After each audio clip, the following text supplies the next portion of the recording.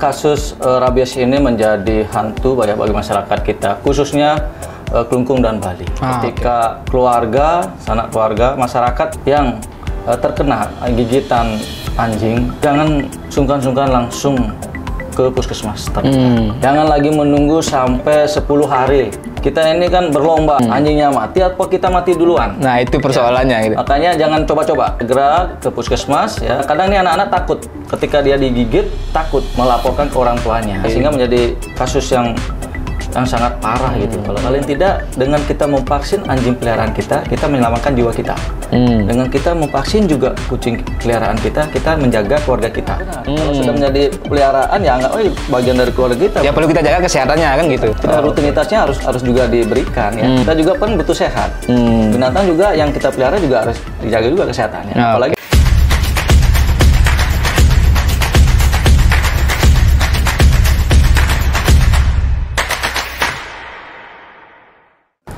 Bali menghadapi momok kasus rabies yang demikian menakutkan, bahkan kita cukup miris kasus rabies di Bali menjadi yang tertinggi di Indonesia dari Januari 2023 sampai April menyentuh hampir 15.000. Ini sangat luar biasa dan itu menjadi perhatian serius juga salah satu anggota DPRD Kabupaten Klungkung dari fraksi Partai Hanura yang juga Wakil Ketua Komisi 3 DPRD Klungkung yang membidangi kesehatan, Bapak Wayan Bude Parwate. Swastiastu, Pak Yan?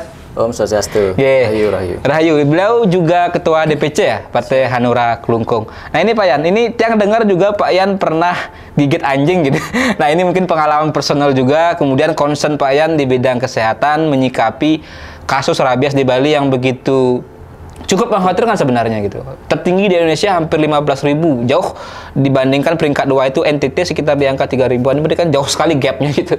Bagaimana pandangan Pak Yan? Terima kasih. Memang kasus rabies ini menjadi hantu bagi masyarakat kita, khususnya Klungkung dan Bali. Oke. Pengalaman saya sendiri ya, pengalaman pribadi yang pernah digigit anjing, walaupun itu anjing ras, anjing peliharaan. Dari yang pengalaman saya tidak sampai saya ke rumah sakit, menunggu waktu 10 hari. Saya hanya membersihkannya dengan madu, dibersihkan dengan air. Anjingnya ternyata sudah divaksin. Ya, sampai sekarang tidak saya pernah mendapatkan vaksin tersebut sampai ke puskesmas atau kapan ke rumah sakit. Seperti itu. Itu artinya ketika anjing itu sudah mendapatkan vaksin, ya, dan belum menularkannya pada kita, berarti SOP dari dinas kesehatan itu memang benar. Tapi kalau ada penyakit penyertaan yang menghantui kita, diri kita, nah kemungkinan itu memang jangan sampai menunggu. Jangan sampai menunggu 10 hari. Cepat ke puskesmas terdekat untuk diobati ya, untuk mendapatkan vaksin. Itu aja saran saya. Nah, kalau kita bicara soal vaksin, bagaimana ketersediaan vaksin mungkin di Klungkung atau di Bali secara umum di tengah begitu banyaknya kasus ini, Pak? Klungkung sendiri vaksin tersedia di masing-masing puskesmas. Ya, saya menyarankan kepada warga Klungkung khususnya Bali, ketika keluarga, sanak keluarga, masyarakat yang terkena gigitan anjing, jangan sungkan-sungkan langsung ke puskesmas terdekat. Ya. Jangan lagi menunggu sampai 10 hari. Ya, kita ini kan berlomba, anjingnya mati atau kita mati duluan. Nah itu persoalannya. Ya. Gitu. Makanya jangan coba-coba.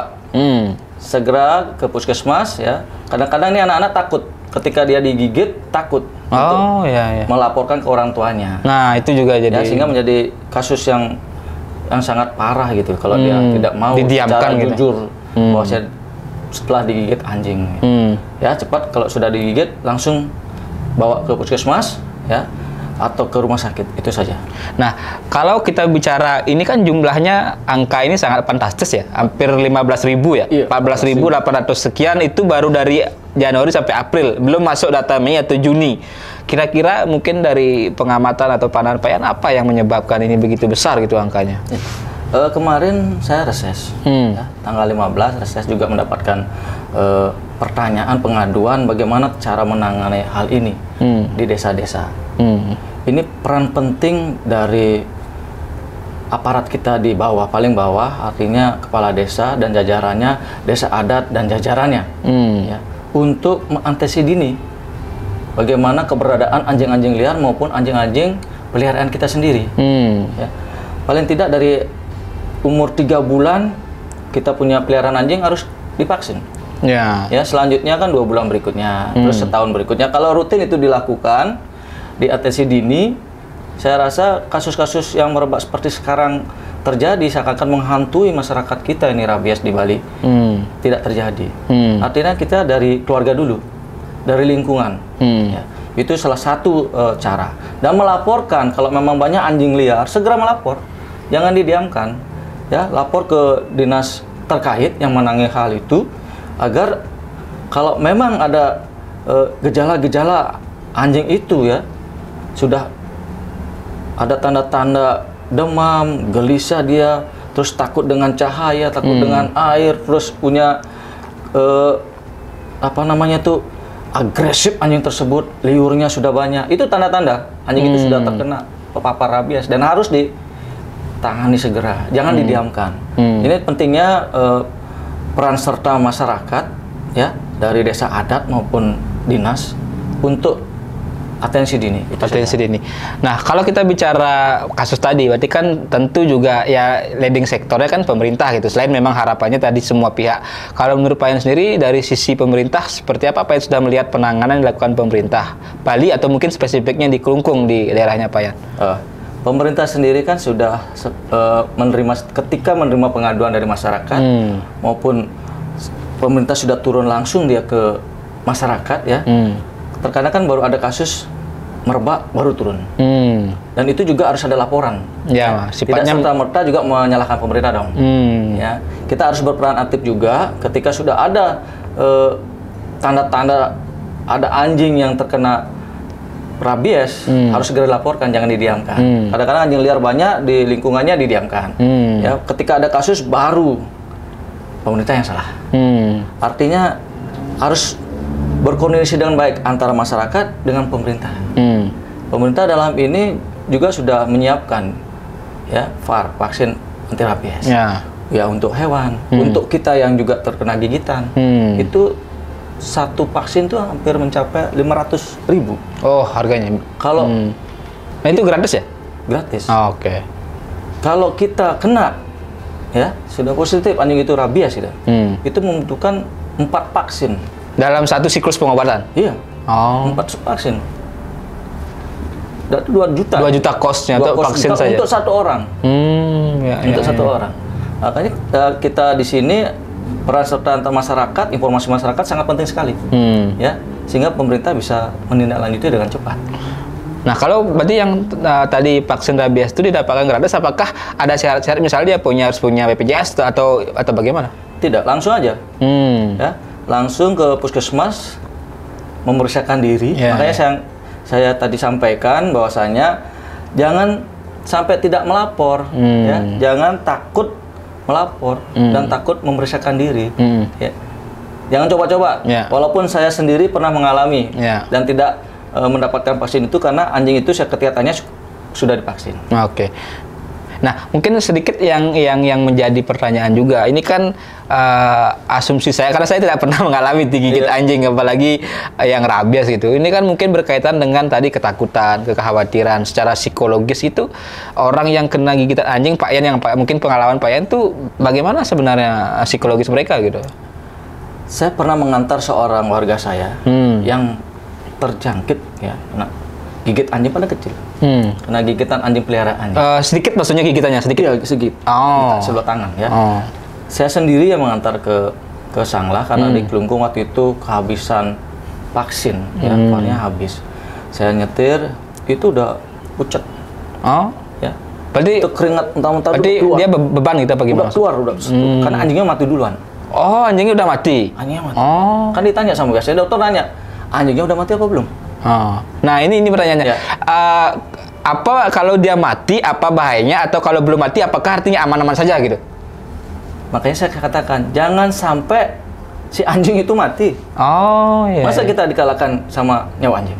Makanya ketika kadang-kadang dokter juga menyampaikan, gimana peliharaannya atau perawatnya? anjingnya masih hidup apa mati. Kan harus dipantau. Bagaimana dengan anjing liar yang tidak bukan anjing peliharaan? Makanya saya kemarin juga saya menyarankan dalam reses, jangan sampai menunggu anjingnya itu mati.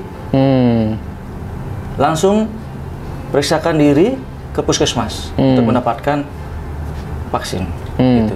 Jangan menunggu itu, karena pengalaman pribadi saya mengantar orang yang sudah terkena virus itu, ya, dari gigitan anjing, itu luar biasa. Jangankan yang kena, saya mengantar aja udah stres. Takut terjadi apa-apa di tengah jalan sebelum saya mendapatkan vaksin sih yang kena gigitan anjing itu. Nah, berarti dalam kasus rabies ini istilahnya mungkin support system atau dukungan dari orang-orang terdekat sangat diperlukan, termasuk kesigapan tadi. Apakah seperti itu, Pak? Iya, benar. Benar. Dari pihak keluarga harus sigap, ya. Dari pihak puskesmas ataupun rumah sakit juga harus sigap. Ya. Jangan lagi mengatakan lah 10 hari anjingnya ditanyakan, tangani dengan cepat.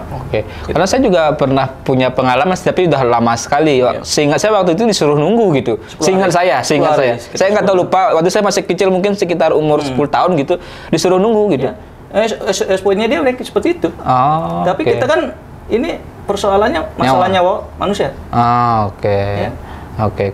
Nah, sebelum beberapa poin terakhir, kalau kita bicara, ini kan mungkin edukasi kita dalam konteks memelihara hewan peliharaan juga mungkin masih minim gitu. Artinya kita sedang memelihara tapi tidak memperhatikan kesehatannya atau tidak paham juga. Ini kan sama seperti manusia, kita punya perilaku gitu, tingkah pola, atau ketika terjadi gangguan kesehatan perilaku kita berubah. Hewan peliharaan mungkin sama. Nah, mungkin pengalaman Pak Yan yang punya hewan peliharaan atau anjing, seperti apa kita tanda kutip lah mengenali lah anjing kita gitu atau hewan peliharaan kita gitu. Entah dia sehat, entah dia ada tanda-tanda sakit. Ya, benar. Itu kembali berpulang kepada diri kita masing-masing untuk menjaga keluarga kita dan lingkungan kita. Ya. Ketika kita mempunyai anjing peliharaan, kucing peliharaan, ya, karena rabies itu bukan anjing saja, kucing juga. Bisa kucing. Itu mungkin juga yang perlu diperhatikan gitu. Sehingga kita harus memperhatikan dia juga. Paling tidak dengan kita memvaksin anjing peliharaan kita menyelamatkan jiwa kita. Dengan kita memvaksin juga kucing peliharaan kita menjaga keluarga kita. Itu vaksin itu rentang durasinya harus berapa lama atau berapa sering atau bagaimana? Kalau awal dari kecil itu 3 bulan harus sudah divaksin anjing. 3 bulan dari lahir? Iya. Sudah harus divaksin? Umur 3 bulan. Umur 3 bulan. Terus lanjutannya itu mungkin selang lagi 2 bulan. Setelah 2 bulan itu setiap tahun harus anjing, kucing maupun monyet itu harus divaksin. Minimal setahun sekali. Setahun sekali. Tapi kalau lebih bagus. Oke. Nah, kalau ini persoalan rabies ini, artinya kan selain vaksin, apakah saya agak awam ya? Misalnya ketika ini sudah divaksin, misalnya, apakah mereka tetap berpotensi kena gitu? Atau ada faktor lain yang menyebabkan mereka kena gitu? Ya bisa aja. Bisa saja. Kita punya anjing peliharaan, lepas dia, bergaul dengan anjing liar, kena gigit dia, kan gitu. Ditularkan. Iya. Mereka pulang menggigit tuannya. Walaupun sudah divaksin. Karena dia udah kena. Kekebalan tubuhnya mungkin baru sekali saja disuntik. Biasanya kalau di desa sekali sudah selesai lah. Udah divaksin baru sekali. Jadi ketika pulang dia si anjing atau kucing, tiba-tiba seperti saya sampaikan tadi gejalanya, agresif dia anjing maupun kucing itu, menggigit si punya. Ya itu makanya tetap diwaspadai gejala-gejala seperti itu. Kalau anjingnya sudah agresif, ada liurnya, takut cahaya, takut air, udah walaupun divaksin. Makanya kenapa setiap tahun dia kenapa? Takutnya ketika dia lepas ketemu sama anjing liar, kucing liar, ya ini. Kita nggak tahu. Ya, jadi memang idealnya kalau memelihara itu anjing atau kucing tetap atau monyet dalam dikandangkan gitu ya, bukan diliarkan gitu ya. Dikandangkan. Oke. Nah, terakhir Pak Yan, apa mungkin ada harapan kepada pemerintah Provinsi Bali dengan banyaknya kasus ini? Karena kalau tidak salah rabies ini kan bukan persoalan sekarang saja, sekali saja, bertahun-tahun ini terjadi. Apalagi sekarang angkanya sudah sedemikian heboh gitu, hampir 15.000. Tadi Pak Yan menyampaikan kita nggak nyalahkan pemerintah, tapi kan kita tidak ingin kondisi ini terus terjadi. apa kira-kira caranya lah, whatever lah, sehingga angka ini tidak akan berulang di tahun 2024 gitu misalnya. Benar. Ini kasus rabies ini bukan tahun ini saja, ya. Ini sebagai hantu, bagaikan hantu yang menghantui masyarakat kita. Peran kita dari pemerintah, saya menyarankan kepada pemerintah lebih intens melakukan sosialisasi, lebih intens turun ya ke desa-desa, bertemu dan kumpulkan masyarakat desa dengan kita punya desa adat, kita punya aparat desa untuk selalu rutin mensosialisasikan bahaya daripada rabies ini. Ya, rabies ini kan bisa merenggut nyawa kita. Yeah. Dan sudah terjadi di Kelungkung baru di anak-anak. Ya. Oh, di Kelungkung ada kasusnya? Sudah meninggal. Oh, dari yes, kita sangat sedih mendengar. Turut berduka cita dengan masalah itu. Ya. Oke. Dan kan di kabupaten lain, Buleleng juga sama. Ada. Oh, kasus sampai meninggal dunia. Ya. Ini kan harapan kami kepada pemerintah, ya, kepada dinas terkait. Ya. Kalau di Kelungkung itu dinas pertanian yang menangani peternakan. Oh, peternakan. Ya. Beliau ketika saya reses langsung saya telepon karena ada pengaduan. Besoknya anak buahnya turun berkoordinasi dengan pihak di desa dan adat untuk melakukan tahapan bagaimana. Apakah anjing itu yang liar mau dieksekusi, dieliminasi atau mau disuntik, divaksin. Anjing peliharaan juga yang sudah divaksin apa dikasih tanda, biasanya kalung. Isi kalung berarti anjing ini sudah pernah divaksin. Oke. Itu ada tanda seperti itu. Bagi yang belum dikalung berarti ini anjing belum divaksin dan berbahaya bagi masyarakat kita. Nah, kalau mungkin sedikit ditegaskan atau menyambung tadi, kalau peran adat gitu, apakah juga ini kan kembali sebenarnya soal mindset, soal kesadaran. Apakah peran adat juga bisa, entah misalnya ada peran yang mengatur itu? Karena kalau kita berkaca kepada kasus lain, misalnya narkoba gitu kan, di BNN kan mendorong juga desa adat punya peran anti narkoba lah, hit pointnya yang untuk mencegah narkoba masuk ke wilayah desa adat. Tapi dalam konteks rabies ini, kira-kira peran adat seperti apa, Pak? Apakah memang diperlukan misal juga peran seperti itu, atau cukup dengan intensif penyadaran pendekatan sosial kultural untuk masyarakat sadar gitu? Ya, saya rasa nggak perlu paham ya. Itu kesadaran masing-masing masyarakat kita. Dan setiap desa itu ya, dinas itu udah tahu persoalannya. Lihat-lihat dusunnya, kepala lingkungannya juga sudah memberikan sosialisasi tentang bahaya rabies ini. Ya, sehingga tidak sekali-sekali harus pararem. Dan seharian juga kita akan berhadapan dengan pemilik anjing-anjing yang memang benar-benar peliharaan yang tidak terkena rabies seperti itu. Ada pembatasan itu kan, kita juga memerlukan anjing ini kan juga kadang-kadang diperlukan juga oleh adat ketika upacara. Oh iya, misalnya kalau ada apa anjing istilahnya yang Selem bungkam. Selem bungkam gitu ya. Kalau semuanya dieliminasi, mau diganti pakai apa? Oke. Nah, kan seperti itu juga. Makanya jangan sampai kita membuat pararem yang membunuh daripada anjing-anjing ini bukan pelestarian ya ada kita gitu. Oke. Nah, mungkin satu hal terakhir lagi, pesan untuk kita ini yang suka melihara hewan peliharaan, entah itu anjing, kucing. Kadang kita abai, kita senang melihara mereka, senang misal bermain dengan mereka, tapi kita abai bahwa mereka juga punya kebutuhan seperti kita manusia untuk healthy, kesehatan. Itu pesan terakhir, Pak. Ya. Untuk kita lah pecinta hewan peliharaan gitu. Benar. Seperti yang saya sampaikan, kita senang melihara binatang, anjing, kucing, juga harus memperhatikan juga kesehatan mereka, ya, sehingga peliharaan kita sehat, kita juga aman. Itu harus menjadi perhatian masyarakat kita. Jangan biarkan dan dibiarkan gitu loh. Ya, mungkin pemeliharaan itu akan mengakibatkan fatal bagi kita, si pemelihara binatang itu. Ya, atau mungkin bahasa sederhananya atau ya mungkin agak berlebihan, tapi menurut saya anggaplah mereka bagian keluarga kita, mungkin begitulah. Ya, benar. Kalau sudah menjadi peliharaan ya anggap bagian dari keluarga kita. Ya, perlu kita jaga kesehatannya kan gitu. Kita rutinitasnya harus juga diberikan ya. Kita juga kan butuh sehat. Binatang juga yang kita pelihara juga harus dijaga juga kesehatannya. Apalagi dikurung ya.